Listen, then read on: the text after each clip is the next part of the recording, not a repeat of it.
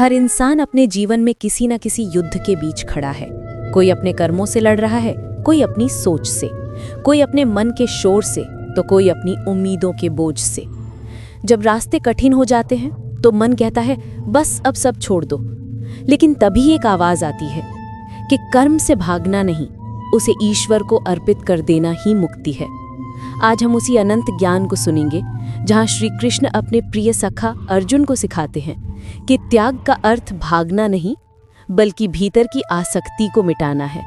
आओ सुनते हैं भगवद गीता अध्याय 5 संन्यास योग, कर्म में रहते हुए भी शांति पाने की राह। अर्जुन युद्ध भूमि में खड़ा है, हाथों में धनुष है, लेकिन मन में द्वंद्व है। वो माधव की ओर देखकर पूछता है, हे माधव, आप कभी कर्म छोड़ने की बात करते हैं और कभी कर्म करते रहने की, आखिर सच्चा मार्ग कौन सा है? श्री कृष्ण मुस्कुराते हैं, उनकी आंखों में करुणा है और आवाज में अटूट शांति। वो कहते हैं, संन्यास और कर्मयोग दोनों ही मुक्ति के मार्ग हैं, लेकिन कर्मयोग श्रेष्ठ है, क्योंकि जो कर्म करते हुए भी मन से अलग रहता है, वो संसार में रहते हुए भी मुक्त हो जाता है। श्री कृष्ण अर्जुन से कहते हैं, संन्यास का मतलब संसार छोड़ देना नहीं है। संन्यास का मतलब है भीतर की आसक्ति को त्याग देना। जो व्यक्ति किसी से द्वेष नहीं करता, ना किसी वस्तु की चाह रखता है, वही सच्चा सन्यासी है, क्योंकि जो भीतर शांत है उसे बाहर की कोई हलचल हिला नहीं सकती। फिर माधव बताते हैं, कर्मों से भागना आसान है, लेकिन कर्म करते हुए भी अपने मन को स्थिर रखना, यही असली तपस्या है। श्री कृष्ण कहते हैं, अर्जुन, कर्म तो हर किसी से होता ही है, कर्म से कोई बच नहीं सकता, लेकिन फर्क इस बात में है कि तू कर्म को बंधन बनाता है या पूजा बना देता है। जो व्यक्ति हर कर्म को माधव को अर्पित करता है, वो कर्म में रहते हुए भी पवित्र रहता है। वो चाहे युद्ध करे या व्यापार, घर संभाले या समाज, उसके हर कर्म में ईश्वर की झलक होती है।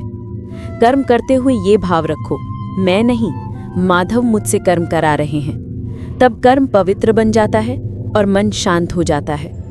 श्री कृष्ण अर्जुन को समझाते हैं, जो फल की चिंता करता है वो हमेशा भय में जीता है, लेकिन जो कर्म को निस्वार्थ भाव से करता है वो भीतर से मुक्त रहता है।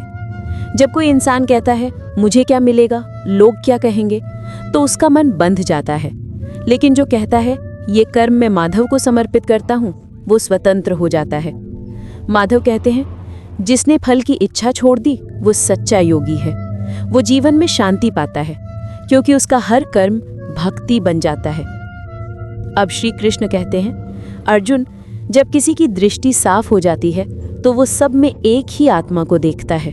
वो ना ऊंच नीच देखता है, ना जात पात। उसके लिए सब में वही माधव हैं, चाहे गरीब हो या अमीर, चाहे छोटा हो या बड़ा। वो जानता है हर हृदय में वही परमात्मा विराजमान है। ऐसी दृष्टि रखने वाला ज्ञानी इस संसार में रहते हुए भी शांति और प्रेम में डूबा रहता है। माधव कहते हैं, अर्जुन, इंद्रियों से मिलने वाला सुख क्षणिक है। वो आता है और चला जाता है, लेकिन उसके साथ दुख भी आता है। सच्चा सुख भीतर से आता है। वो आत्मा का सुख है जो कभी समाप्त नहीं होता। जो व्यक्ति अपने भीतर के इस आनंद को पा लेता है, वो ना किसी पर निर्भर रहता है, ना किसी वस्तु पर। वो अकेला होकर भी पूर्ण होता है। वो चाहे रणभूमि में हो या वन में, उसके भीतर माधव का ही वास होता है। श्री कृष्ण कहते हैं, अर्जुन, जो व्यक्ति अपने मन और इंद्रियों को जीत लेता है वही सच्चा योगी है, क्योंकि जिसने अपने मन को वश में कर लिया उसने संसार को जीत लिया। वो सांसों को संयम में रखता है, अपने विचारों को नियंत्रित करता है और भीतर शांति पाता है।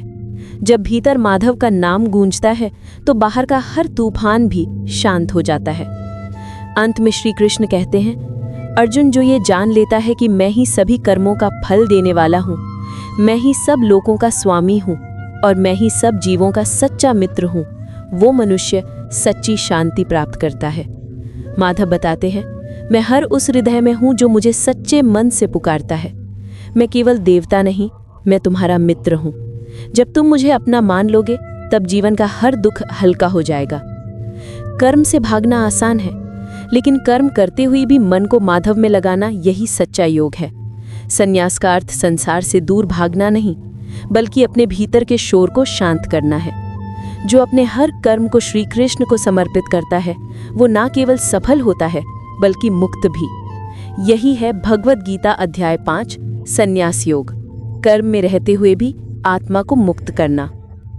अगले एपिसोड में हम जानेंगे भगवद गीता अध्याय 6 ध्यान योग, जहां श्री कृष्ण सिखाते हैं मन को स्थिर कैसे करें, ध्यान के माध्यम से ईश्वर तक कैसे पहुंचा जाए।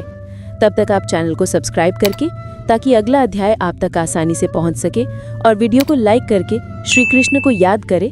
जय श्री कृष्ण।